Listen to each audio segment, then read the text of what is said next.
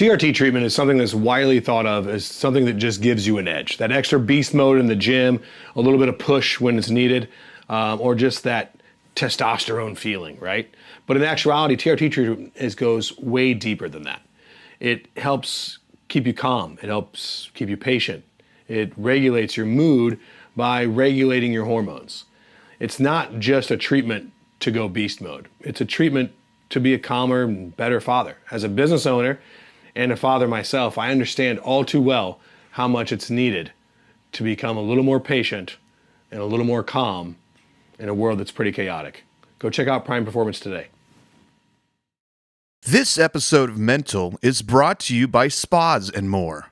Visit spasandmorestl.com for more information.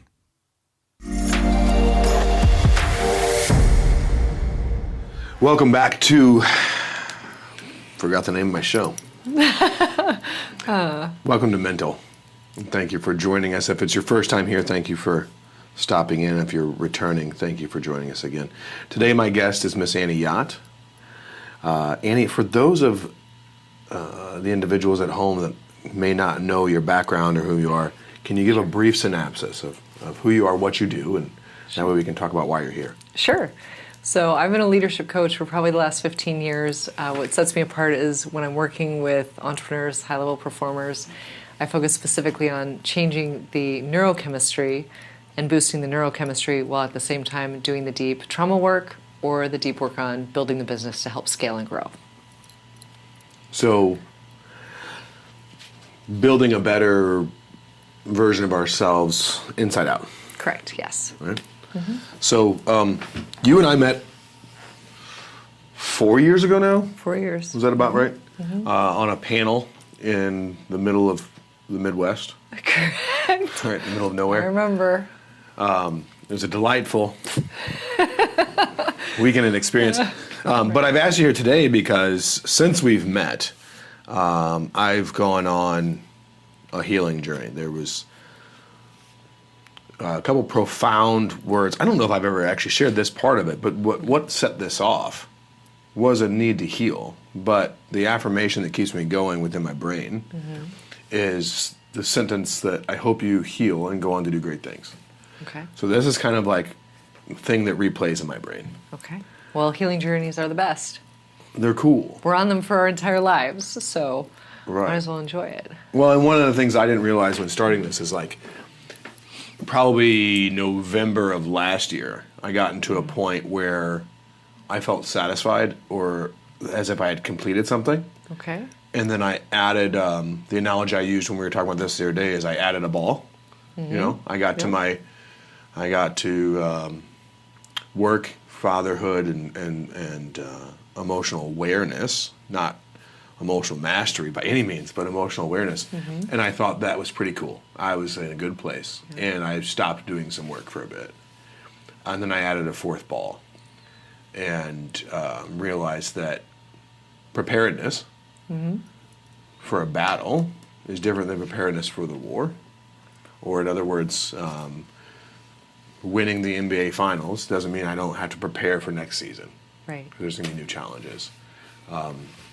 So I've since taken on the mindset that, and this is leading to a question, taken on the mindset that life's journey is a lot like being in a canoe on a river.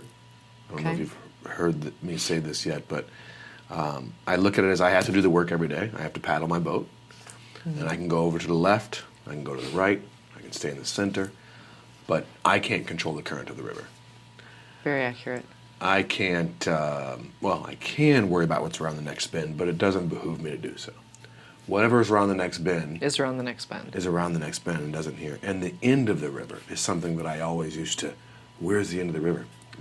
What I've realized is the end of the river is eternity. It's the next part of my life. It's the part where my physical being is done and I move into there. There is no, we never stop on this journey. And letting go has been my biggest continuous challenge, whether it be one aspect or another.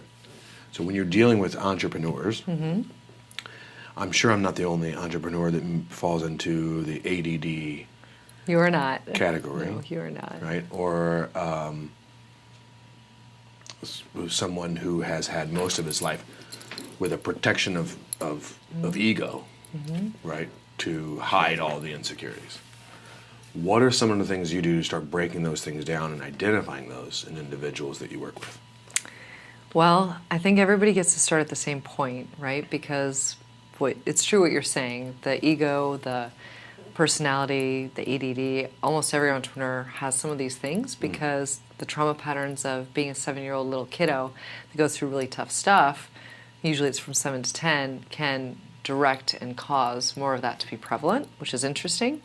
But what I do with everybody is the first session is always the same. We're always looking at what are the lowest points in your life, what are the highest points in your life, and what are the patterns that are linked between those two things.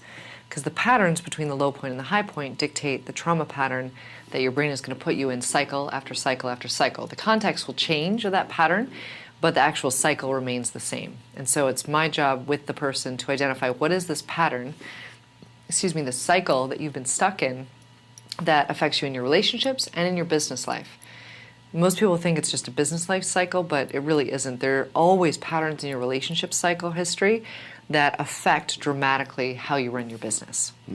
So that's the first session that I do with almost everybody. And in that session, most men and women will be like, oh my God, I've never noticed that I do this. I've never seen that I do this.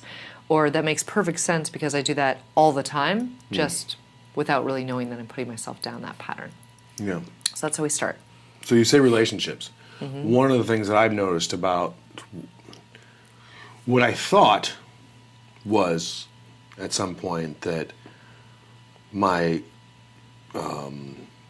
most of the work that I had to do was within relationships, romantic relationships. The realization that there was so much outside of that relationship that goes into how I show up in that relationship was new for me. But it's not strange, but it's interesting that you start there with businesses too, because relationships are the one place where I feel as if you're confronted with something that you might not necessarily navigate. You can't get out of it. You're in a tight quartered space. You're with the same person every single day. It's a unique thing, right? Because as parents, we have these little relationships. Correct. These little people that we're in Correct. relationships with. They're not little relationships by any means.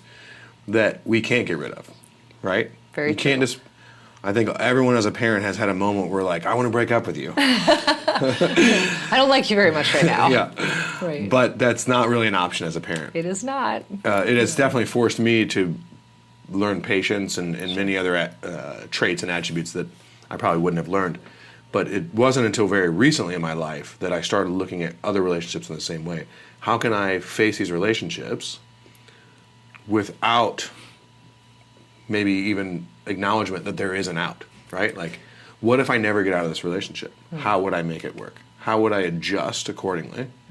And in that same sense, that's where business is. Because now as this transpires and develops my company here, there's days where I want to throw in the towel. There's days where I want to argue back and forth with my partners here and employees and things like that. But I know that I can't just shut down and leave it all behind because it's my livelihood. This is what I want to do, right? How do those things coincide, and where do you start finding those connections besides the patterns? And are there multiple patterns? Because when you say patterns to me, that's There's usually plural. like one core pattern that's the biggest one Okay. that shows up all the time. And then there are smaller sub-patterns off of those patterns. So, for example, right, you might have somebody in their relationship who has, because their parents got divorced, they might feel like, well, I'm only safe if I'm alone because if I'm with someone, they're going to leave me, right? So that then starts to play out in business where, sure, they'll partner with people, but they always end up getting themselves out of those partnerships because ultimately they need to be alone because that's where they feel safe because of the parents' divorce. So I say this because usually if you know what somebody went through between 7 and age 10, you can identify, okay, well then you're definitely doing this in business, right? And they'll be like, oh my God, I do that all the time. I'm like, is that serving the growth of the business? No, it's not. So if you are programmed by your subconscious to be alone and to only know that being alone is safe, then you will thwart or cause issue with almost every affiliate partnership, team building, team growth, you will do something to make yourself alone again. And so that's why when I look at these patterns, I like looking not necessarily at a business pattern. When we do that first session, it's always, what is the lowest point of your life? What is the highest point of your life? And what is the core connection between the two? So I just did this the other day. When you say core connection. Yes.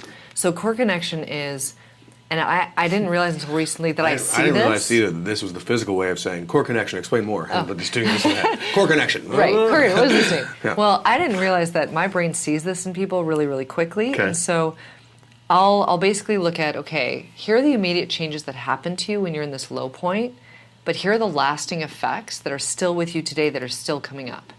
And then usually from looking at the low points, I can tell you, okay, so this is part of this negative cycle that you get stuck into. Then when you look at the high points, you start to see, oh my God, this is exactly what they need for success in every area of their life.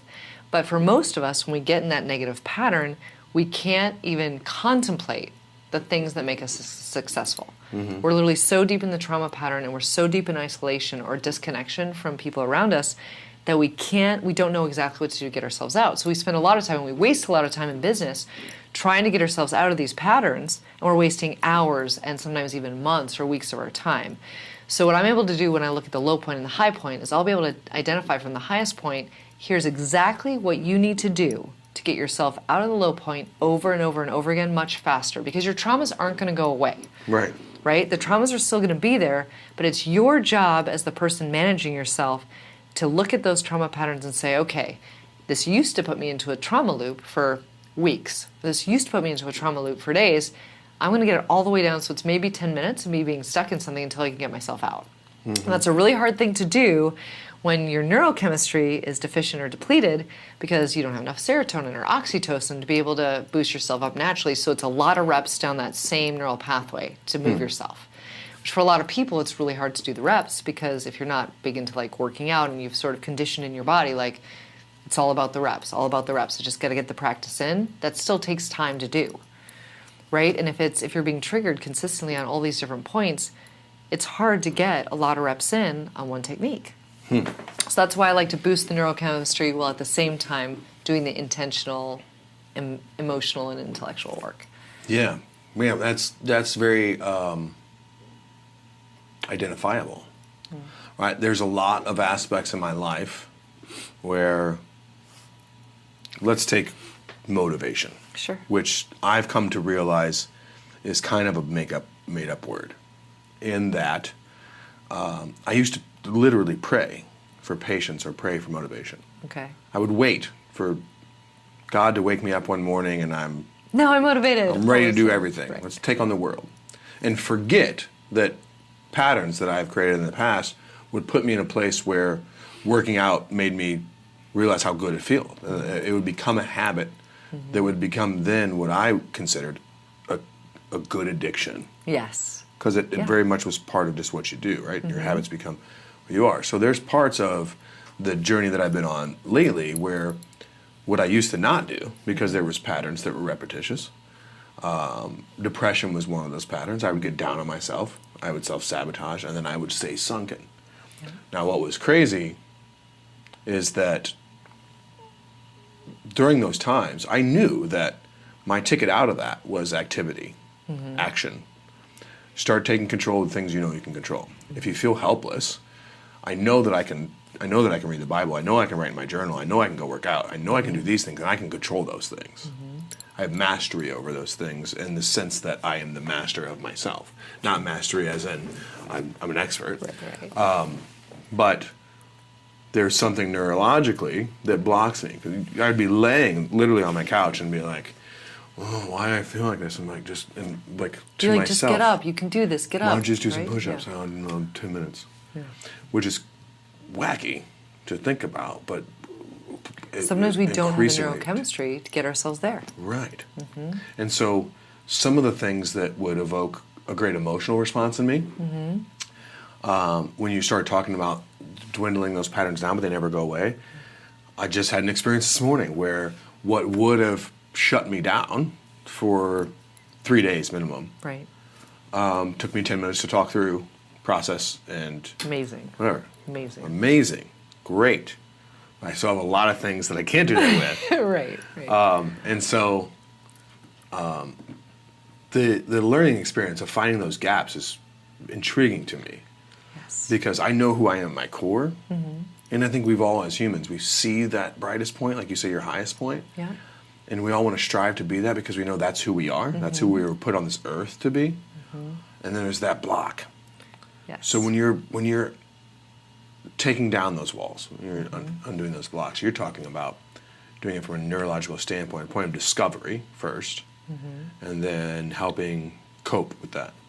So a point of discovery, we have to be in awareness of what's going on first. Okay. After that, typically you want to look for, is this a mindset issue? Is this a consciousness issue? Is this a subconscious issue? Is it an ambition issue? Is it a purpose issue?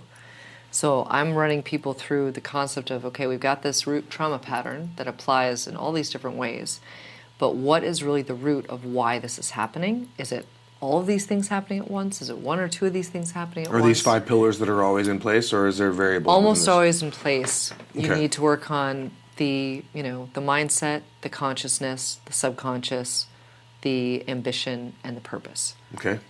And so what I realized, though, is you're working on all these things, but the individual needs to be thinking about, okay, where's this stuck in my body? How do I get this out of my body, right? So I started with those 5 things that I was always working to shift and identify, how's this applying for the person? And what I realized was the problem that I saw with a lot of coaching is you need something really quickly to get the person out of their old space, like that old emotional state. So like, say you came in... Jolt before the activities? Well, it's more like it's the emotion of it is stuck in your body. So when you have this like big emotional charge around something, you know what that feels like. All of us do. Sure. It's really hard to clear that out of our own body, even though we know that any emotion only lasts allegedly for 90 seconds. Because in our minds, we attach that emotion to something that happened in the past, and then it compiles the meaning of this experience, and it triggers us, and then we're down that rabbit hole of the old trauma pattern. Right. So I look at Joy those... can only happen in the moment. Correct. Everything else is a memory, right? Correct. Okay. Yep. Or gratitude. Okay. Right? So you've got these 5 areas that you're always looking at, but for me, I was like, why does it take people so much time to do the reps? Because if I could fast track how quickly people do the reps, then we've got to win.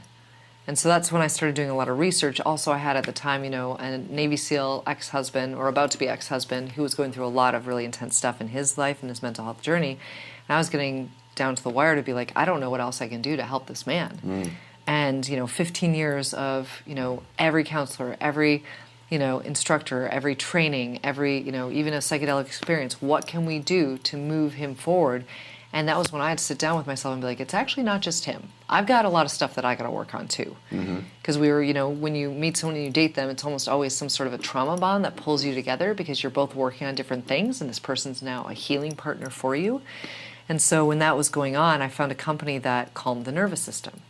And after 15 years of trying every single thing and only seeing minor little adjustments, because the intellectual piece of this, the consistency of making these mental shifts and reframing, and it's exhausting sometimes, right? Because you're still in the loop. You're just trying to reframe the loop. And so for me, I was like, there's got to be a better way. When I found this other company, what they do is they calm the nervous system so well that your brain, instead of going down the hyper neural pathway, which is the highway of all your past thoughts, all of a sudden you get boosted a little bit energetically through your nervous system, through the neurochemistry, and suddenly you can take this side little road off that huge neural pathway, and you can start to make new changes, and the reps are easier. So I was like, my God, if more people could boost their nervous system and their neurochemistry so that this repetition is easier, this is like a game changer for entrepreneurs. So I, obviously, because I'm that type of person, I went out and I tested all this stuff, and I did it all with my ex-husband. And it was crazy to watch how we would come back from this experience. People would be like, what did you do to him? He's more connected. He's more real. He's more authentic. He's saying things he never would have said before. He's not in pain anymore. And I was like, well, there must be something to this neurochemical boost. So I think the thing that makes me sad about trauma patterns is, for most of us that don't know about how important it is to boost the neurochemistry at the same time as doing all the reps, as coaches, we do the reps, we help people, we get them to see new things, we give them new awareness, but we can't make someone change unless they are actively committed to the process. It's a lot like addiction in general, right? Yep. And what's strange right now is like as you're explaining neurological things for the first time, I'm listening. I'm hearing the conversations taking place like 2 rooms over. Can anyone else hear that? No. You hear it. Very subtle. Producer hears it. Okay. Same I mean, I can got hear it. a little hum. Yeah, it's a change in pressure. Like noises for me are like pressure. I apologize, but I smiled when you first said that. Like, if I could find a way to make these reps more rapid, it reminded me of something about Mary when that dude's in the car and he's like, "It's not 8-minute abs; it's 7-minute abs." It's like 6 minutes isn't long enough, but 8 minutes is too long. 7 minutes, it's got to be it's so 7-minute funny. abs because you're talking about increasing the reps and finding Increasing these. the ease of the reps. Wow. Yeah, finding these neurological pathways. And the other thing that you touched on there that has been I wouldn't say a point of contention for me in the past, but certainly something that I've come to believe is not as useful as people want to believe, and that's couples or marriage counseling.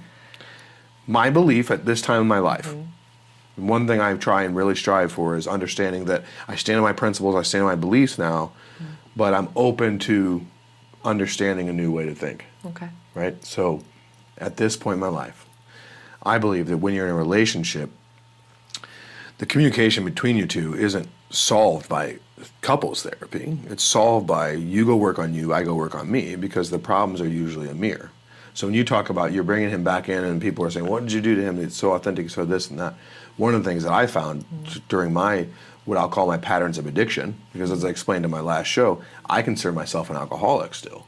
I don't have a problem with alcohol at this point in my life, but in my early 20s I did. Okay. And so much in that same way, I try and look at people's traumas in an understanding way. The discussion I had on a previous show was that I had formally given advice to someone and said, hey, maybe at some point you want to expand upon your scope of brand from just being a widow. Without the understanding, realization, or what she's going through and that comprehension of, regardless of even if you remarry, you're always going to be a widow. Regardless if I don't have an alcohol problem now, I'm always an alcoholic because I had the tendencies and I had that in there. But why do we have to hold to the old version of ourselves? So what I bring that up for is because with that understanding, I've used it as fuel to know that there is the place I don't want to be ever again. And so like nowadays, if I have a drink or a cocktail, and I have these triggers where I notice. Of course, you go down the old pathway. Right? Or I'll say like, the two primary ones are, what are we doing next? When I start thinking about what are we doing next, that, for me, what am I doing next? Having a glass of water and heading home. Because that means I'm getting too comfortable with that feeling. Okay. For me, to live in that feeling. And so in that same way, when you talk about couples or marriage counseling, what I've come to understand is when I'm having conflict in a relationship of any kind, rather than saying, I need a mediator to talk through how we can better communicate, I try and now look at that situation and say, what can I do differently here to get a different outcome from this conversation? What am I bringing to this relationship or bringing to this moment even that I can change within myself that doesn't compromise who I am? No, it's perfect. That's what we all should be thinking. What do I need to bring to this moment to But change? how am I evoking this emotion from this other person versus why am I being defensive? Why are you evoking this emotion from me? Right. Right? So when you're talking about going to do these modalities and he's come back and people are telling you, what did you do to him? It's really about you helping unlock what he's done for himself. Correct. Right? 100%. Because I'm not in charge of I'm not responsible for anyone's success or their change. It's literally you just allow the person to have a safe space to unlock the thing that they haven't been able to see about themselves. And that's what I like the microbiotic, intelligence of the body, because the microbiotic intelligence, as you increase the strength of that bacteria that runs your body, you become so much more aware, because it's almost like you're turning on parts of your body that you've never had access to.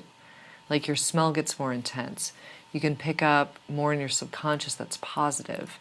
But I think you're dead on. That's why a lot of the couples that work with me will say, like, gosh, this is so much better than therapy. We did something that should have taken us like an hour in therapy, but we spent 15 years paying a therapist. Therapy can be great, but I think there has to be an action plan. There has to be, we talk about something, we create an action plan to change the behavior, Let's go and experience what it's like to practice this, and let's come back and tweak it and make it better for everybody. Okay. So that's what I'm sort of a big fan of. Like, we can't just be mirrors, but I do agree. Each person has to do their own work Yeah. before you can really do a lot of work with each other, because a lot of the work that you do when you're in that triggered state with each other just doesn't get you anywhere. We had that experience for 10 years, so I know Well, how hard that is.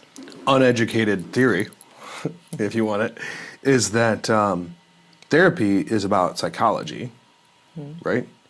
Yet, if you're addressing two people, it's not a shared mind. So in that terminology, really, now we're into sociology. Yet, that's not how the therapy is presented or practiced. And so the thing that I think is hard for me to wrap my head around is, how are you addressing two unique minds, unique traumas, unique experiences, and trying to connect those two when you're not addressing the underlying issue, that there's an issue here and an issue here. That's been my whole issue with therapy, because I'm like, listen, if I'm going to work with a couple, I have to do trauma work with one person in the Yeah. couple, trauma work with the other person in the couple. Then I can bring them back together and say, here's the trauma cycle that we identified for both of you. Are you both aware of this? And usually they're just like, oh my God, no, we didn't even know we were doing this. And it's like, okay, and now here's the trauma bond cycle that you guys get caught in. Are you aware of this? And most couples are like, nope, I had no idea that was going on. I'm like, well, when you're in this type of individual trauma, then you're in a trauma bond as a couple, now we can start to see why there are the communication issues that we have. And then it's about like teaching new ways to communicate based on the customized approach of looking at the trauma patterns that each individual has and the couple has as an entity separately. So almost like an Al-Anon, when I refer to alcoholic, it's like, if I don't understand your traumas, Right. I'm not going to understand how to meet you or present No. you with a safe space. One of the things that I've historically done in relationships is, as a defense mechanism, I don't ask questions or ask follow-up questions. And I'm not very, have not been, I should say, receptive to what their traumas are, where that things. And it used to be one of those situations where I would look at that as, that's how I am, like, deal with it or not. And instead of being like, I want to create a safe space. Because, you know, that old adage about, like, you can't love someone until you love yourself. Well, like, I would want someone to create a safe space for me. That's all I've longed for in a relationship. So why would I not want to put effort forth and create that, rather than test someone's ability to love by self-sabotaging? Right. Creating a worse version of myself on a daily basis rather than a better version, and then expecting them to show up and save me somehow. Like, it was a very reversed, backwards way of thinking. I think you talked about it being a way of consistently being in flight mode, right? Fight or flight. Yep. Yeah. Well, Almost in this everybody instance, does I it. say flight specifically because Right. you said fight earlier about it, but I always looked at it as like, I'm going to see how far I can push them away before they push me away. Instead of being like, you know what, let's become better versions of ourselves every day and see how deeply we can create a bond. Well, I think that's why I got more into this concept of Tantra. I started learning Tantra about 2 years ago because the concept of Tantra is truth and growth over everything. And so they have there's this concept of a healing partnership where you go into partnership with someone and you can say, I'm committed to my truth and my growth. I'm committed to you being in truth and growing. And in our relationship, I'm connected to truth and growth as well. And so what I love about that is that you can have very hard conversations with people and you cannot fully love, like know yourself and love yourself at a deep level. Yeah. And you can still be in relationship with the person, learning how to love. Because for me, the hardest thing was, I was in a relationship Simultaneously? Like yourself and this Simultaneously. individual? Yes. Because, when people say to you, well, you can't love anybody until you love yourself, great, check, but I'm not going to not be in a relationship for the rest of my life as I learn to love myself. What I'm going to do is I'm going to be in a healing partnership with somebody and set some great agreements together on how are we going to communicate? How are we going to interact? What's intimacy to us? How do we define intimacy? What's truth for us? What do we do when we want to have a difficult conversation? So we have a lot of those conversations up front, and then we sort of play out and interact around intimacy and connection, and we learn what works for each of us without the pressure of this being like an actual relationship that is heading towards an outcome of marriage. So, because I think that when you head towards the outcome of marriage, sometimes we're socially conditioned to believe a certain way or think we have to act a certain way, and it really causes a lot of our traumas or trigger patterns to come back up. Because if you're in truth and growth and you're in a healing partnership where you're both there for each other, you're not necessarily trying to sabotage your way out of it. You're trying to learn as much as you can about yourself and the other person, how to manage those conflicts that come up. That's an interesting thought about working towards marriage as a goal in a relationship, because that's almost become, because of society, Correct. Subconscious, linear Progression. right? And so whether we know it or not, in our brains, Yep. we have this timeline. Correct. And the timeline puts a lot of pressure on the present moment. Because it, undoubtedly, most of us, and we're probably all, a lot of similar ones, but I'm sure each has unique too, with a timeline and a deadline, typically there's a structure and unspoken rules that we've given ourselves. Correct. So we're really setting ourselves up to let ourselves down in ways that we 100%. may not even know yet, 100%. right? That's why when I look at relationships, what I say and I commit to is and it's funny because my subconscious really freaked out on me at one point because I'm like, well, I'm never going to get married again. Like, this is never going to happen. Then I was like, wait a second. Am I totally enjoying the loving connection I'm experiencing in this moment? I am. Do I want to keep making the choice every day to be in a loving connection with this person? Yes, I do. So why can't I just keep making the choice to be in loving connection and just enjoy it? Yeah, yeah. I was in a relationship once that was pretty cool about that. I remember one of the things I learned there was quality over quantity. There was no expectation on the other end of an end goal. Right. There was only the expectation of enjoying the present. But that's why we have to have that same concept in everything intimacy related. Yeah. There's no end goal. We're not searching or reaching for the orgasm. We're searching for enjoying every single moment as if it is an orgasm. Like the same, and I use this concept because people can understand it, right? Most times when people have sex, it's like, got to get to the orgasm, got to get to the end goal. Yeah. But it's about being in pleasure the entire time and enjoying that experience. Okay. And that's what I like to think of about relationships. If we can just shift this paradigm a little bit in our minds and be like, am I having fun in this moment with this person? I am. This is great. Okay. Do I want to have fun in the next moment with this person? Yes, I do. Am I committed to choosing this person in this moment? I am. And so if we could be a little bit more present with that instead of thinking about the end goal of what this relationship will look like or where we're going in the relationship or what we want to create in the relationship, it takes a lot of pressure off of us. Mm-hmm. Now, it's important to have a conversation about if you're exclusive or not exclusive, right? Because that's an important safety mechanism. Especially nowadays. For a container, right? There's a lot of different options Control, that were that's right. in play in the 90s. That is very true. Well, and that's incredibly applicable to business as well. I've often said, even before I began this portion of my life, let's call it this chapter of my life, I've often said that relationships, when I talk about business partnerships, I look at them like marriages. Mm-hmm. Because you're in that, it's a relationship. There's a give and take. Mm-hmm. There has to be an understanding. There has to be room for growth. There has to be grace given to the other individuals within your workspace to catch up or understand things. I had a really narrow mindset about intelligence overall at one point. When I was a young lad, I had a corporate job. Okay. And my supervisor was, as the kids say, an idiot. And just in general. The technical term. He just, common sense eluded him.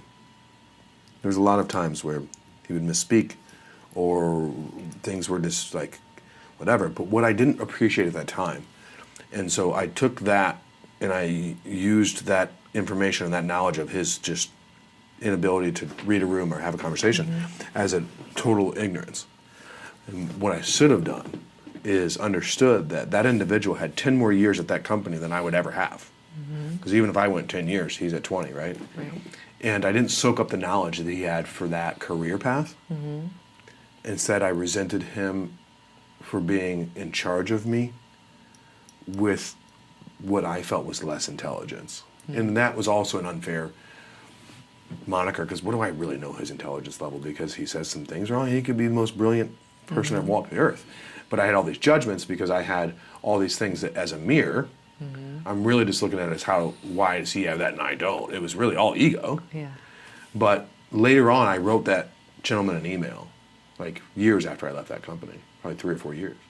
And I just said, hey, I want to apologize for my lack of respect towards you and in front of others, because I have come to appreciate the time and effort you put into that job and the knowledge you built there. And I apologize that I didn't take that into consideration. Well, we miss a lot of wisdom from people when we're in a triggered state. We miss all of the wisdom. And it's weird because hindsight's 2020, like these things are made to build, but in the same way that I've learned that from job experiences or past companies that I've been involved with, I've just recently started learning that in relationship sense. Whether it's romantic or friendships, is like looking at the things for what the positive that I can take away rather than the negative. Well, I find that most times when you're in relationship with anybody, whether it's business or otherwise, and something triggers you, it's almost always an indicator of something you have to work on in yourself, right? And so, like if I'm upset about someone's arrogance, that's because I have arrogance issues in myself that I've never addressed, right? Yeah. Otherwise, it comes off as quite silly when you're not concerned about it. Correct. Yeah. Correct. But that's how, like, if anyone's listening and you want to figure out, well, what are my massive triggers? Well, just watch who around you bothers you. And then look at that and be like, wow, that personality has something to do with something in me that's unhealed. Because I used to have a real big issue with people that I thought were arrogant. And I was like, well, I'm not arrogant. What's going on here, right? But then I reflected on it for a bit. I'm like, actually, this reminds me of the younger version of myself that was super arrogant, thought she knew everything. Because, we're all in our 20s and we have those moments where we're like, oh, I know how to do this. I may or may not have been a very prideful young man. Well, yeah, we all have to go through that. But it's just funny now. Mine was just a protective suit of armor. Of course. Though, well, right? we all have a protective suit of armor. Yeah. Everybody's protective suit is just different, but it causes the same result. The same result is we isolate ourselves, we disconnect from ourselves, and we disconnect from higher power. What part of it makes everything? Because this is something I still struggle with. I would say I almost said that I have issues with, but in actuality, I still struggle with this. What part of it is the part that has me? Let's just call it what it is. That I struggle with is that even when it's not, I make things about me. Your issues that you come to me with, if you have something that you want to deal with or about the way we operate together as a team or as a relationship or whatever, I have historically found a way to make it about me. Now I've gotten better to ask questions. Why do you feel that way? Be curious. Be curious. Not try and fix. Right. Not Just everything sit needs in me it to and fix. validate it, right? Where does that typically come from? Where it's, I guess now that I'm thinking about it, I've had this experience. When I first went down to Tampa, and I remember being in these dorms, and I was really quiet and timid because, which I'm never, but I was in a new state with nobody I knew. And how I'd gotten there was strange. Like the whole thing was odd. Okay. So I was, maybe for the only time that I can recall in that age range up to like 30, was observant rather than projecting, making myself being known. Like, I'm here, look at me, pay attention to me. And there was this guy who I immediately clicked with. And I thought he was a really cool guy. I thought everybody thought he was a cool guy. And about 3 days into being there, the other two roommates were like, hey, how do you know so-and-so? And I was like, I don't. I actually just met him 3 days ago. And they're like, oh, cool. What do you think of him? And I'm like, I don't know. I'm just waiting to hear what they say. Like, because we can't stand that dude. And we think he's a douchebag. And we want him to get out and for you to move in, potentially. And I was like, And then I started thinking about it. I'm like, holy cow, I clicked with this dude because he is me. And these people can't stand these personality traits that I inhabited but have not released yet because I'm new in this space. And I really started looking introspectively for the first time about That's huge. was like that. And so now what you're saying is like, how can we do that with all things? Is the observe portion. So one of my biggest things that I've worked on, which isn't apparent during this time because I'm excited to share, is talk less, listen more, ask questions, and get to know individuals. Right? How important is it for anyone to get to know their coworkers, their partners, their romantic partners? The most important thing that you can do, because everyone has a deep wounding around not being seen, right, or not being heard. Okay. And so, I used to be, I think, very robotic as a young person. I'm going to be productive. I'm going to get my stuff done. And I will never forget a woman took me aside I was working at a white-collar crime law firm. And she took me aside and she's like, Annie, you're so good at getting all these things done. But she's like, and you're very kind. She's like, I can tell you're kind. But she's like, you are racing through each moment and almost ordering people around to get what you need done. She's like, you would actually do much better if you connected with each person and you had a moment with each person. I'm like, well, that's going to waste a ton of time.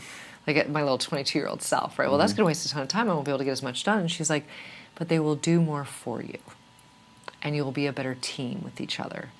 And that was so dramatically life-changing for me that I started asking so many more questions, being so curious about people and why they live the way they do and why they act the way they do. And, oh, I saw you do that. Is that because of this? You know, I just started asking so many questions. And I feel like if all of us as human beings, for the people that we love and we care about, we can ask like that deeper why question, we will be able to better motivate everybody around us. We'll be able to build them up as leaders better. So you can't just say it once, like, well, why are you doing this? Why are you into this? You have to go 4 or 5 levels deep on that why, and then eventually the person will feel like, maybe I'm safe enough to share. And then once you learn that about them, then everything that you do to lift them up goes back to their why. So I wish more companies, like when I go into a lot of companies to work with the companies on team leadership, I'll go and I'm like, do you know what is most important to this lead manager who works in your real estate company? And the lead manager is the person that sets all the phone appointments. And the CEO or the executive team will be like, I have no idea. I'm like, well, how are you supposed to motivate someone if they're not money motivated, if we don't even know what her most important thing is? And so when we had our team of 14 coaches, I knew every single big dream and big why of every person on our team. And if their behavior was off, I'm like, hey, are we still going after this big why together that's linked to the vision of the company? Because if we're not, that's okay. I just need to know. And people would redirect themselves right back in. So like, nope, I know in order to get to that big why, I've got to be playing this role in a certain way and creating impact in this certain way. So the biggest thing I would tell anyone who's listening that owns a company, make sure you know the why, the deep-seated emotional why of every single person on your team, because that will help you motivate them, inspire them. And it's not your job to motivate or to inspire, but it is your job to have conversations around what do you think you would need, knowing you have this big dream to feel motivated every day and to help walk people through that. Because I think you're dead on. We don't spend enough time connecting with people and hearing their stories. Thankfully, you do in what you guys do at the podcasting studio, right? That's, I think, the most beautiful thing. And I think you're totally in your sweet spot here because you have a chance to not only share your story, but also to get everybody else to share their story, which is healing a part of that, part of that experience you've had. Well, in that same tune, the sentence that supervisor, was it? Supervisor, yeah. The Well, woman? she was one of the attorneys. Yeah. Said to you, flip a switch. 100%. Up until that switch flipped, what caused you to be a hyper-efficient human that was not very human-like? I'll tell you for a fact, when I was a little kid, my mom had 3 kids and a dog under the age of 5. And when my sisters would have homework or anything that had to be done, my mom would say to me, You're the eldest? I'm the oldest. Yep. She would say to me, well, you can go play once everybody has their homework done. So I'm like, oh, well, let's get everybody's homework done. So I'd help my sisters get all their homework done, or I'd help my mom set the table, or I'd do whatever I could, because eventually I could go play. Okay. But by the time it was time to go play, it was time for dinner. And after dinner, it was time to go to bed. And so every day I would do all these things with the possibility of maybe getting to play, but I never got to play. So I was in that cycle. That was my trauma pattern from the time I was really little. And my mom, obviously, she's a great mom, right? She had no idea she was creating this trauma pattern inside of my body with me. Like, we were doing it together, right? But I asked her to do that. I asked her to create this so I could figure out my way out of it. And then, I get into college and I'm helping everybody around me with their homework and with their, their papers and things like that. Just 'cause I'm like, well, everyone will do better and we'll finally get to play. We can all go play. We can all go play, right? And then I Can realized, you go to the bar tonight? I have an essay due. Can I help you write it? yeah, let's get it done. Let's do it, right? Yeah. Let's solve the problem. Let's get it done. And then I realized when I got out of college, I'm like, I don't think I had that much fun in college. And everyone says college is like the most fun time. And then I built 3 businesses, and it's helping everybody, manage everybody, making sure everything's moving forward. Everybody else has amazing lives, right? Or clients, they have amazing lives. And I realized all of a sudden, I think it was about probably 7 years ago, I was like, this is not sustainable. I can't keep trying to save everyone when I haven't even saved myself. I can't keep self-sacrificing for everybody else when self-sacrificing is not the way. And I think that once you see what your biggest gap is, you can finally start to remedy it. And it was only because I went through as much as I did that I'm like, none of this is about anybody else. So we're all selfish in a certain regard because we're living that life and that's our reality. We're creating the reality, right? Like, I chose you in my reality because I wanted this interaction to push me further along in some way. Everyone's a gift. Literally every single person you engage with is a gift. Oh, yeah. And they're teaching you something essential that moves you forward. If you look at it that way, there are no mistakes. No. And I've found, up until this point in my life, at least, I would say my most profound and beautiful lessons have come from my biggest pains. Deepest wounding causes the biggest lessons, which allows you to step into your greatest purpose. I think of it too, like in my brain just now, like almost like an imagery of like, how could I really get in there and massage and fix and work on my soul if I'm not cracked all the way open? And so to It's more be difficult. completely broken down is really the only way to rebuild, because let's say that, I like physical analogies, it helps me think of things. So like, let's say that I've spent 30 years with my arms where my legs should be and my legs where my arms should be, right? Yep. And I knew that, hey, this isn't right. These shoes don't fit my hands, and these gloves don't fit my feet. But I didn't know how to correct it. And so until I was ripped apart, limb from limb, metaphorically and emotionally, I couldn't rebuild the way I needed to be to function at my most efficient. True. And even then, as I've rebuilt, I've still got some toes on my hands and some fingers on my toes, or my feet, right? Yeah. And so I don't look forward to pain, No. but Nobody does. I no longer am afraid of it the same way. And so even though I have fears about connection and relationship still in my life, I'm getting closer to that point where I can leave it all in the court. Well, I like what you said about, having to be torn limb from limb, because really it goes back in my mind to that conversation we were having about heartbreak. Right? Like my biggest fear was always like, oh, my heart's going to be broken. Like I'm not going to be able to have the relationship that I want. And all I've wanted my whole life was to be in like a loving relationship with someone. Yeah. And what I realized was I kept creating in my subconscious heartbreak with anybody I would date, because that was my biggest fear, that there would be heartbreak. And the moment when I adjusted it, I was just like, God, I sort of love heartbreak. I love the fact that I went through this heartbreak, because I learned that my heart is amazingly flexible. Like you can go through massive heartbreak, but the heart muscle comes back. Yeah. And it can be inspired so quickly. And so like for anyone out there that's going through trauma, it's really important to remember like your heart muscle is going to come back. Sure. It can be much quicker than you think. And we take for granted, all of us take for granted, how good it feels not to be sick until we're sick and healed. Right? So I think that's been a profound thing for me, is I took a lot of things for granted in my life, interactions with other people. We all do. Right? Until those were gone. And the first few times in my life that those were ripped away, I still didn't have that lesson of like, maybe I could have cherished that a little bit, or maybe I could have treated that a little different. There was no regret of loss. There was regret of how I felt. Again, it was about me. Right. Versus regret of what I was unable to do for that other person that caused that other person to walk out of my life.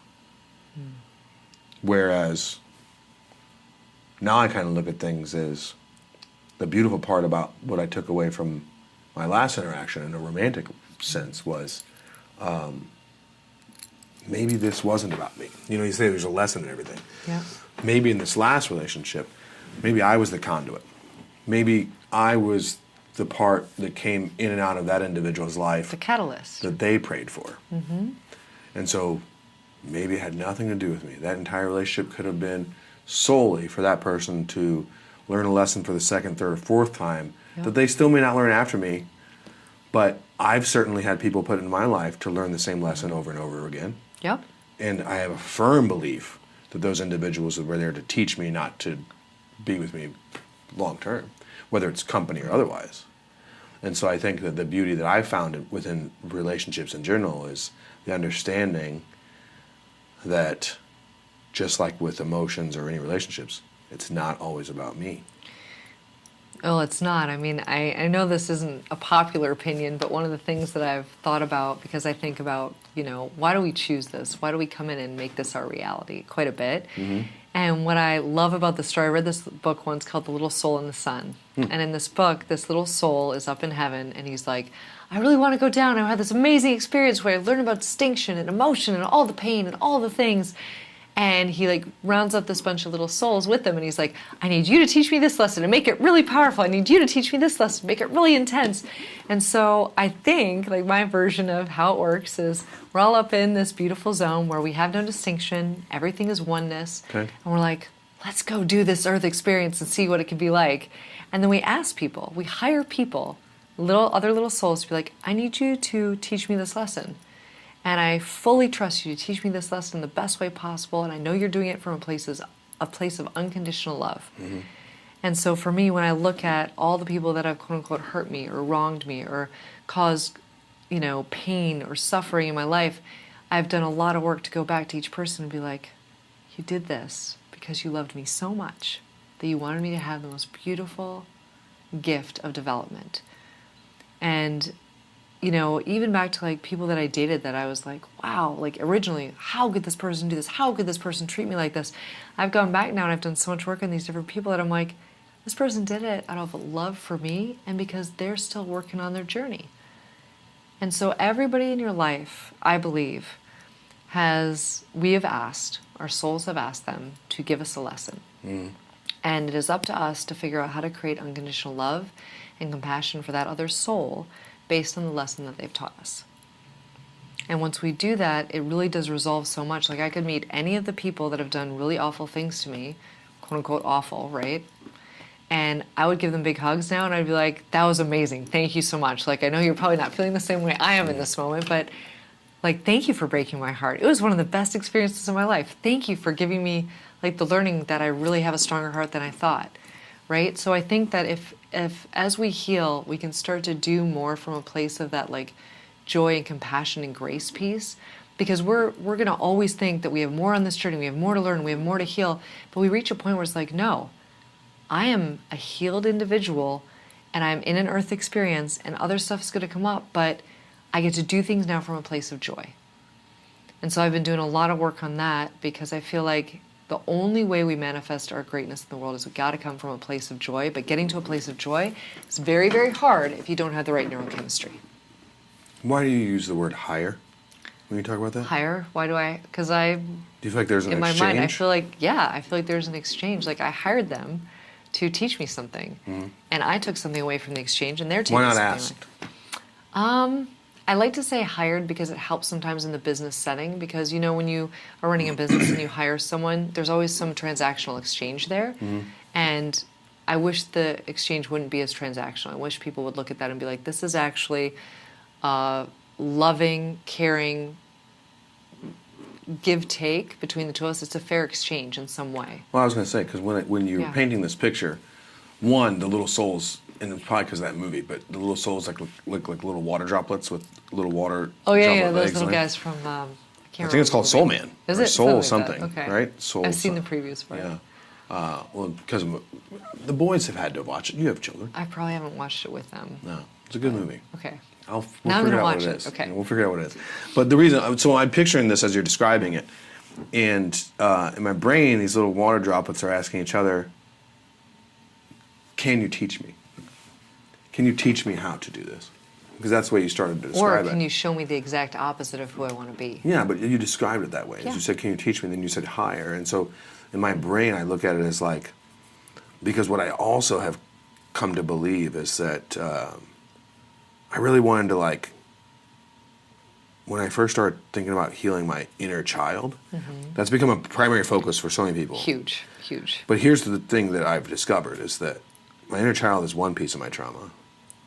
My teen self is one piece of my trauma. Correct. My 20s, my 30s, there's trauma all over. There's trauma all over, so we have to go back and heal every moment with each one of those versions. So there's a bunch of me around that I have to talk with and exchange ideas with, and go back and hold hands with and walk through things. But when I think about the individuals that have impacted me in those moments, good or bad, I think of it like two little kids asking each other to go, let's go play. Yeah. Let's figure this out. Let's go learn about this. And so when you say hire, I don't know, but it invokes like this imagery of asking someone to do this with you. Oh yeah, that's why team is the most important thing. Like all of our success in life, I believe, comes from learning how to team better. Yeah.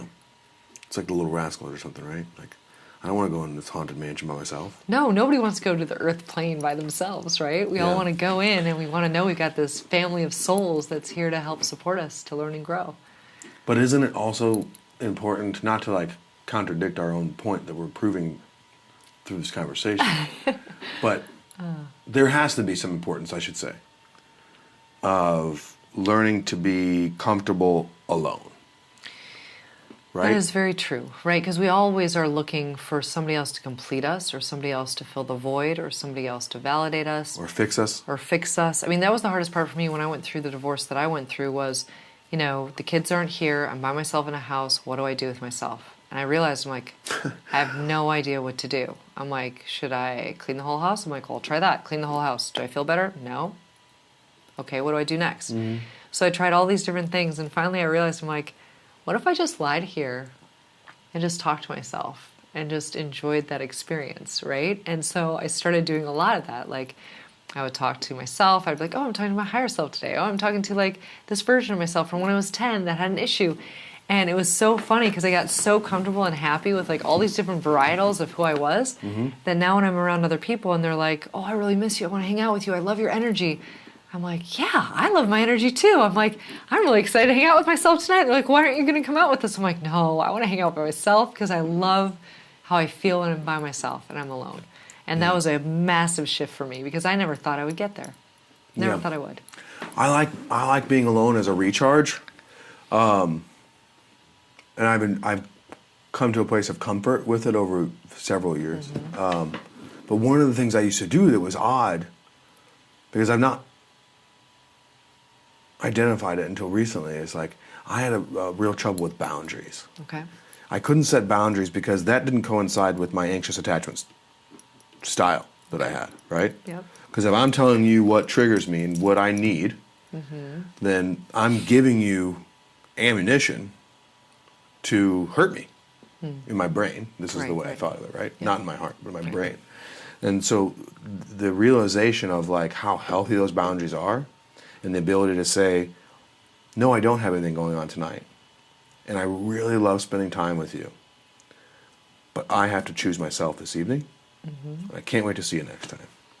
Whether that's in business or otherwise. I've always been a consummate yes man. Okay. And the problem with that is twofold. One, Exhausting because your calendar piles up though too, right? Mm-hmm. If I say yes to 7 people and 3 of those things are on the same day, somebody's going to be let down. Right. Whether they don't get me at all because I'm busy, or they don't get the best version of me because I'm exhausted. Yeah.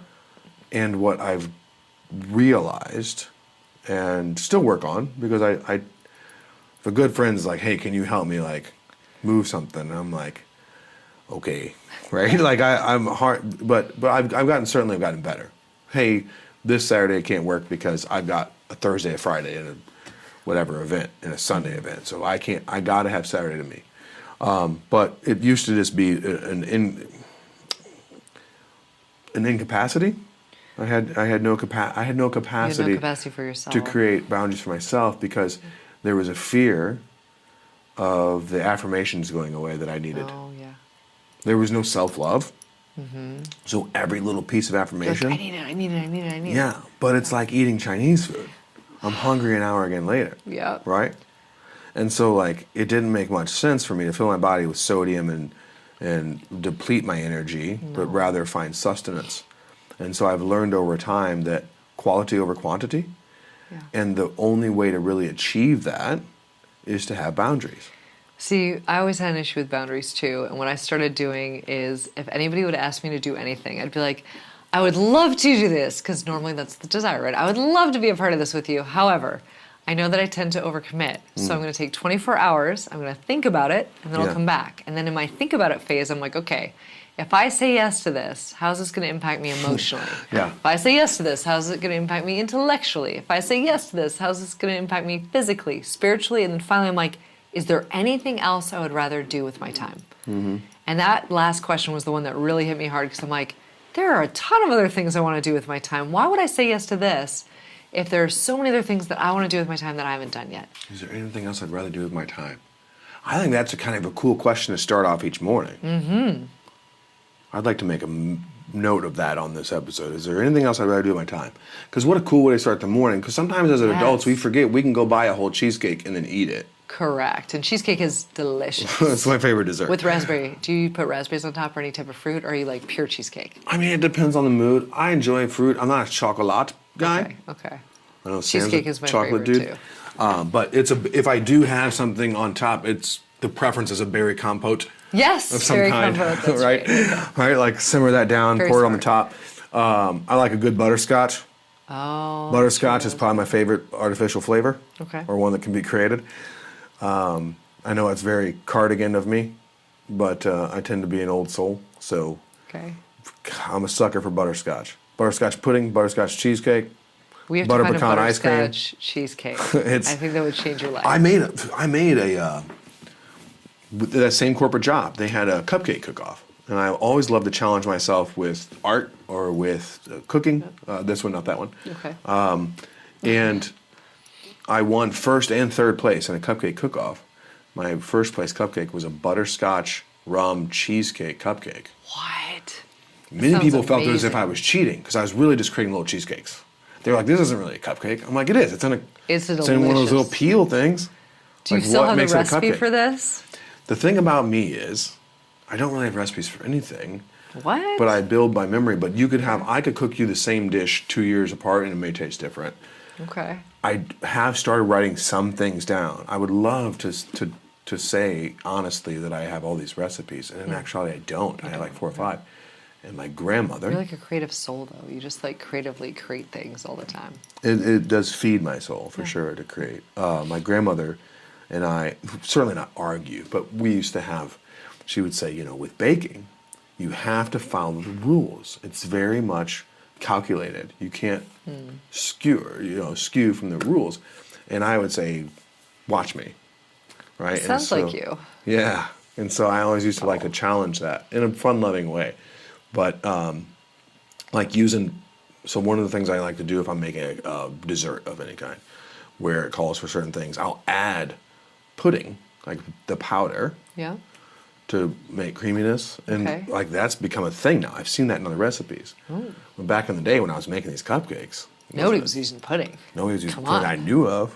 It was probably, I'm sure they were. It's Maybe on kinda the Food Channel. Yeah, it's Who like kind of knows? like one of those things where I'm like, certainly no one's thought of a tiny piece of paper with a sticky backside that I can leave somewhere, right? So like, I'm thinking I'm coming up with a new Post-it, but I wasn't. But no, I like to challenge. I like to challenge the rules in creative spaces because I think that's what creativity is about. And the reason I mentioned that, or like by doing a painting, is because I've had people ask me like, what don't you do? Or wow, how do you get the courage to just do all these things? And I'm like, because I don't have, in my creative space, I don't, wow, whoa, cool, breakthrough. In my creative space, I don't have an expectation of greatness, Thank God. right? Can we get rid of that expectation of greatness so you can just be who you are? Yeah, because like I'm not concerned about Lot what less that painting pressure. turns out like. I'm not concerned if these 3 people like Because it. you're not attached to the outcome. Right. I'm just getting the colors onto the canvas is the way I look at it. Ooh, that's a very helpful process for you. And the moving same thing for forward. cooking. Yeah. I'm not necessarily looking. Now I'm looking for people to enjoy the food, but that's a big part of why I love to cook because I love to watch people enjoy something I've created. But I don't have an expectation. Like I don't need the table that I'm feeding to tell me this is better than I've ever had. No, you just This is want the them to have best the experience. salad. I just want them to enjoy something I've created for them. So why can't you take that exact concept into relationship and intimacy? In what way? What would that look like? How do you mean? I'm asking you. Well, maybe that's why, because I don't know what that looks like. Because of fear. Oh, in that sense. Okay, so because of a constant fear of failure, like a fear of, in my eyes, I've never been married. So I have yet to complete a relationship at 41 years old. But remember, we talked about, right? Marriage is not necessarily the end goal. Correct. And that's the first time I really comprehended that concept, by the way. Really? Oh, cool. Yeah. But what I'm saying to you is you like doing this creative stuff that where you don't have to prove greatness, right? So cooking and art, right? So the same principles that you use when you're cooking or when you're doing art, I want you to take that exact same structure, and I'll walk it through for you on like what the things are that are similar, and apply that formula then to intimacy and relationships. It'll be the game-changing tool for you. I can tell you where it stems from. Yeah, which is good to know, but I don't care as much as to where it comes from. I care that we have an action plan to move you forward. Sure. Right? So like I would tell you, like, this is off the cuff, so it's probably not perfect, but like I would say, okay, you need to look at relationships like there's no end state you're going after. There's no end state of greatness. You get to enjoy the process of it and be as creative as you want without trying to prove anything. Right? You get to watch the person in the experience and watch their enjoyment of it. So you can create the enjoyment and you can watch the enjoyment, but it's not on you to do anything more than that. I'd have to like have you walk through with me how you do art and what you feel about art when you do it, because then I would just extrapolate that, because we find these two things where you're totally in your zone. You're like this beautiful expression, you're in innovation, your art, your cooking, those two ways of being for you. We have to take that formula down and allow you to experience that in relationship and intimacy. You can see how like you're really good in those two zones. You don't overthink it. You don't try to be anything you're not. You just are. Yeah. We want to take that feeling into the intimacy. And I live that way sometimes now. I Yeah. don't know that I would have ever been comfortable or confident saying that I lived that way at all ever prior to the last 2 years. I have long periods of time where I lived that comfortability without the need to prove. Right. Nowadays. Which is so good. Never had that. One of the things that I like that you just now said is that because I have a tendency, again, to overthink, overdo things, right? Which I'm sure you've noticed. And I've certainly worked on that. But I said I can identify why, and you said I don't care about that as much as what's the action plan moving forward. Yeah. And I think that is a hang-up that That's I a have. hang up of a lot of people that are in the healing environment, because they're like, well, if I I understand want the to why, focus why, right? then I can change it. But focusing on the why is focusing on the past. Sure. And it's keeping you stuck in the Exactly. old version of you. That makes so much sense. And we I don't don't want say you to exactly focus. because I know. I say exactly because I'm agreeing. Yeah. By the way, I want to clarify that, because sometimes I get bothered by my sons, which I'm sure all of us as parents do, when you're like telling them how, or teaching them something, or they'll ask you a question. They're like, hey, how do you do this? And I'll be like, such and such, and they'll be like, oh, I know. I'm like, you don't, because you just asked me, right? So like, I didn't know that before you said that, but that makes a lot of sense, because I've spent so much time in my healing journey wasted on trying to backtrack and figure out the why, Right. instead of staying focused on the now and the how do I not again.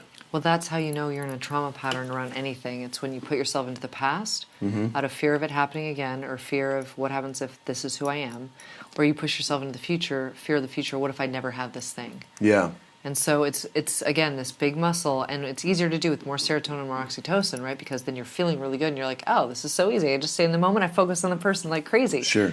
Right? Makes life easier. I think I'm kind of stuck in a healing loop at the moment, because Yes, when you you talk are. when you Yeah. talk about like let's focus on the moment, or like let's not worry about this part of that healing journey. I have a vast awareness, You But have I- a vast awareness. but I use that awareness to almost like continuously relive moments to try and figure out how not to repeat them, Correct. instead of Deciding. accepting Yep. and saying, now one thing I have gotten past is the understanding of like not, I say like being self-aware is different than being self-aware with action. So one of the things I have moved past is not blaming my traumas, but instead like taking in the lesson from criticism. So rather than being like, well, I am who I am, and if you knew what I went through, but rather saying, thank you for sharing that perspective with me. I will make sure that I have that on my brain next time we have this conversation. Or now that I understand how that action has made you feel, I own that action, I apologize for that action, and I take action, rather than words, to ensure that we don't relive that same lesson. Correct. Right? Like in our interaction doesn't have to be continually looped in some kind of toxic performance Right. of, yeah, but as a kid, because I'm not a kid anymore, right? And a lot of people do that. A lot of people Well, get inside that Yeah, they that do. child trauma, Especially and then in they the live healing journey.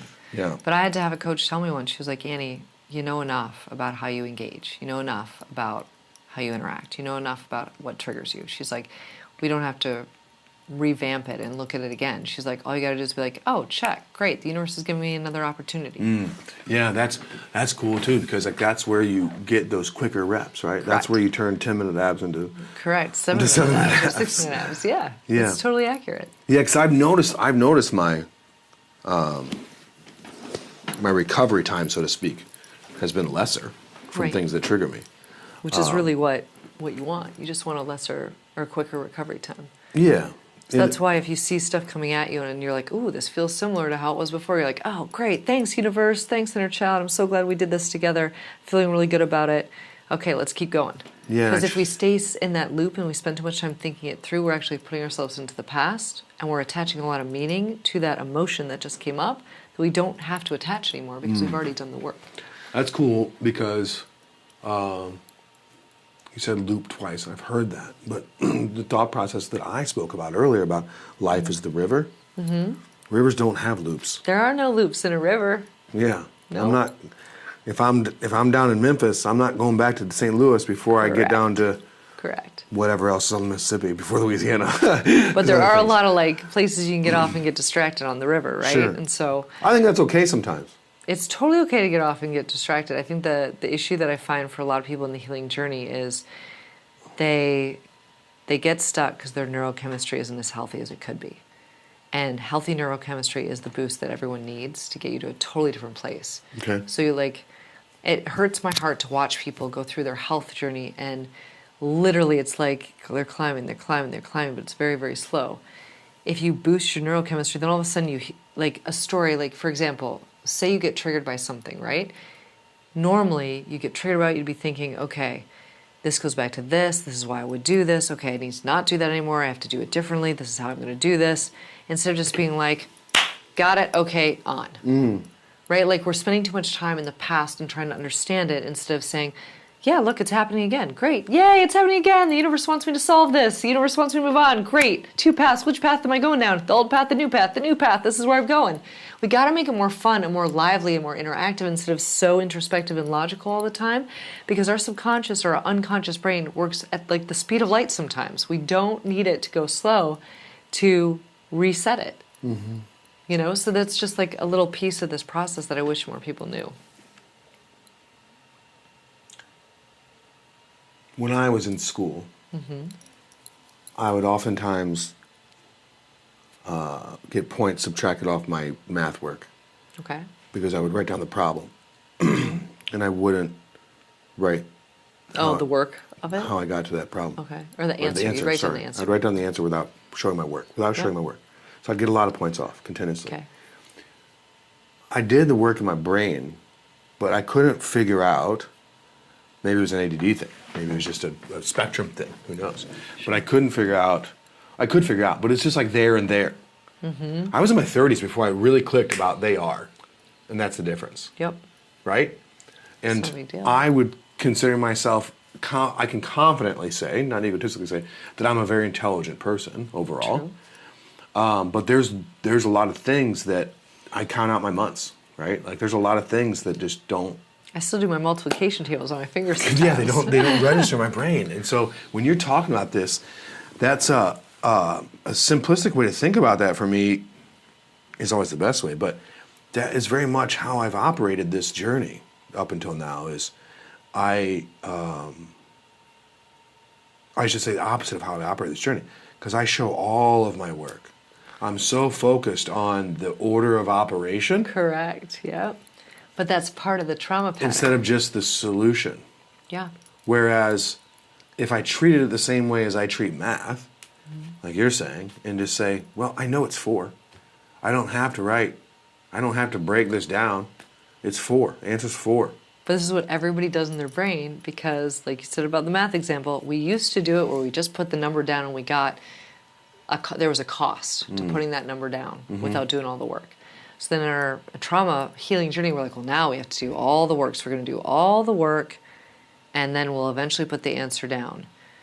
We're doing that because we're in the trauma pattern from what we learned not to do because we were harmed because we did that thing. So what I tell everybody is it's not about doing either extreme, it's about finding the middle ground. So in the math example, can you do a little bit of work and be like, oh, I know where I'm going, great, I know the answer now. Yeah. Right, so we're shortcutting it. It's like this constant idea in the head of how do we shortcut the healing journey, not so that we lose the power of it, but so that we don't have to stay stuck as often in doing all of that work, because your brain doesn't need it. Your brain knows faster than you can even reflect all of that work and what it looks like. Oh yeah, mine Rolodexes things instantaneously. Right. I recognize body language from all the other times I've seen body language. You don't have to walk through, well, now she's turning her shoulder a certain way, which means she's turning away from you, which means this. You're not doing that anymore. Yeah. And I'm asking you to do the same thing when you get into those triggered states. Yeah, instead of analyzing it for so long. Correct. Yeah, you Because don't that's have where the to. delay comes from. That's where the delay comes That from. and the inability prior to have that pause. And the self-beat up to be like, oh, I'm still really healing. I've got a lot more work to Yeah. do, and there's a lot that I have to fix. No. Don't worry about that because Don't that's worry about not it this. at all. No. Everybody Whatever is... this particular moment Correct. is doesn't have to do with all the other work you have to do. No. It just has to do with this problem. Correct. Right? This moment. There's 50 problems on my math sheet. Correct. I don't I look want you at to stay in the problem that I you're don't in. look at 24 No. before I'm done with 12. No. You look at only 12. And when you finish 12, you're like, That's cool. yes, I'm amazing. Moving Yeah. on. And we have to celebrate it. You have to celebrate it every time. It's badass. Well, thank you for walking through that with me. Of course. One of the things I like to do is as I wind down the show, I like to share something that I'm taking away from our conversation, Cool. so that you know that there was comprehension and growth within the conversation. So what I'm taking away from today is how dangerous the loop can be. How overanalyzing a moment of growth can keep you stuck in the moment where you've not grown. Correct. That's pretty powerful for me as an individual. I'm sure there's many people that can identify with that, but for me in particular, it's very powerful because as an individual whose primary all-encompassing issue was overthinking everything, that's pretty profound. So that's what I'm taking away from today. And then the last thing I like to do is I like to ask you, Sure. what is a phrase, a mantra, or a saying that has kept you going or keeps you going when you feel like you're faltering mentally? Well, I use the same phrase every time I go into a place where I'm getting dark, because I still have those moments, right? Yeah, we all always going to. And it's so funny because when you ask me that, I'm like, I know the phrase, and then it almost like it disappears in the moment. But let me see if I can bring it back in. Well, when I was a little girl, I used to have this one phrase that I would say, which is different from the main phrase, but they're all linked. So the one when I was a little girl was, God is good, he means all good for me. Okay. I would say that over and over again. As I got older, that wasn't as powerful because I used it so much. And so instead I started saying, be still and know. Be still and know that I am. Be still and know that I am God. Be still and know that I am. Be still and know. Be still. Be. So I ramp it up and then I ramp it down. And when I get really caught in my own head, I have to walk through that be. Be still. Be still and know. Be still and know that I am. Be still and know that I am God. Because I have to remind myself that I am and I'm okay to be. And then I am also a part of God. And then I also go back to I am. And if I am, then I can figure this out. And that cadence probably has an effect Slows on you breath. down. Yep, slows you Right. down, slows down your heart rate. Right on. Annie, thank you so much for joining me today. Thanks for having me. I'm so glad that I got to be here. And thank you Yes. for all that you do for people to get their voice out in this world and to help people identify, what's going on in their lives. Because I can see you. You're always trying to make people's lives better. I think now what we need to do is get some cheesecake with berry compote. Yeah, I've got like a couple more things to do today. Let's go find that I know. cheesecake. Cheesecake. All right, thank you all for joining us, and we will see you next time here on Mental.